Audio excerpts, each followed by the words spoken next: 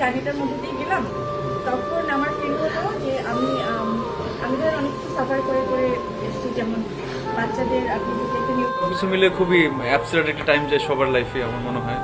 So এরপরে তো আসলে বিয়ে শাদী, তো এরপরে আসলে বিয়ে করার পরে আমার বেবি আসতেছে। তার আজীবন আমার ঘৃণায় তোমাকে বাঁচতে হবে।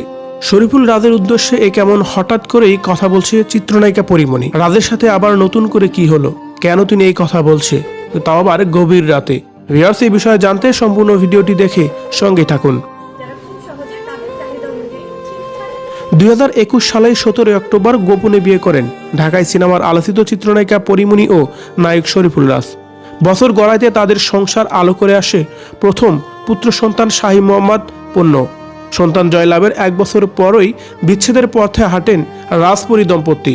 সংসার ভাঙনের পর সন্তানকে নিজের কাছে রেখে দেন পরিমণি। ছেলের সকল দেখভালের দায়িত্ব নিজ হাতে তুলে নেন তিনি। অন্যদিকে রাজ ব্যস্ত হয়ে পড়েন তার ব্যক্তিগত জীবন নিয়ে। বিচ্ছেদের পর বিভিন্ন সাক্ষাৎকারে পরি জানিয়েছেন, বাবা হিসাবে সন্তানের প্রতি কোনো দায়িত্বই পালন করেননি শরীফুল রাজ, সবটা তার নিজেরই সামলাতে হয়েছে। বিশেষ কোনো দিনেও পুণ্যের পাশে দেখা মেলেনি বাবা রাজের। সেসব ঘটনা নিয়ে আক্ষেপও শোনা গেছে পরীর কণ্ঠে। একই সঙ্গে ক্ষোভও ছিল প্রাক্তন স্বামীর প্রতি। এসবের মাঝেই মাসখানেক আগে এক ভিডিওতে বাবা শরীফুল রাজের সঙ্গে দেখা যায় পূর্ণকে। গাড়ির স্টিয়ারিংয়ে বসে খুনসুটিতে মেতে ওঠেন বাবা ছেলে। সেই ভিডিও নিজের ফেসবুক অ্যাকাউন্টে পোস্ট করেন নায়ক নিজেই। সেই ভিডিও প্রকাশের মাসখানেক পর আবারও পরিমণির নিশানায় শরীফুল রাজ। এবার প্রাক্তনকে রীতিমতো ধুয়ে দিলেন তিনি। রোববার 23 ফেব্রুয়ারি সকালেই এই নায়কের উদ্দেশ্যে এক ফেসবুক স্ট্যাটাস দিয়েছেন এই অভিনেত্রী, যেখানে পরি লেখেন, রাত জাগা আর নির্ঘুম রাত, মোটেও এক না শোনা।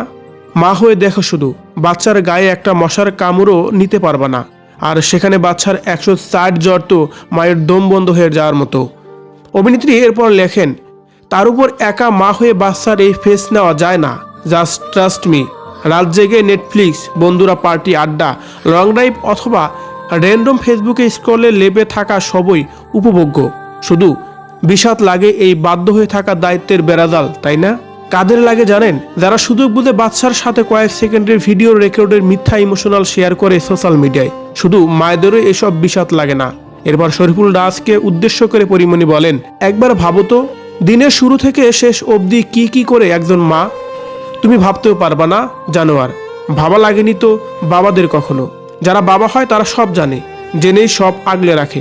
পরীর বাচ্চাদের এমন সো কল্ড বাপের মোটেও দরকার নাই। অন্তত এতদিনে সেটা প্রমাণিত তোমার কাছে হয়েছে সোনা। ওদের কাছে ওদের মা বাপ আমি একাই সব, কারণ ওরা এটাই বুঝে বুঝে বড় হচ্ছে।